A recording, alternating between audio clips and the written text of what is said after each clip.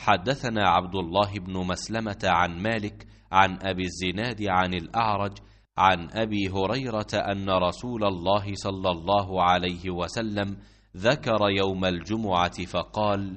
فيه ساعة لا يوافقها عبد مسلم وهو قائم يصلي يسأل الله تعالى شيئا إلا أعطاه إياه، وأشار بيده يقللها। अब्दुल्लाह बिन मुस्लिमा कानबी ने इमाम मालिक रहमतुल्लाह अलैह से बयान किया, उनसे अबू जनाद ने, उनसे अब्दुर्रहमान आरिज ने,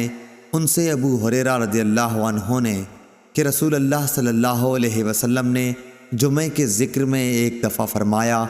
कि इस दिन एक ऐसी घड़ी आती है जिसमें अगर कोई मुसलमान बंदा खड़ा नमाज पढ़ रहा हो और कोई चीज़ अल्लाह पाक से मांगे तो अल्लाह पाक उसे वो चीज़ ज़रूर देता है।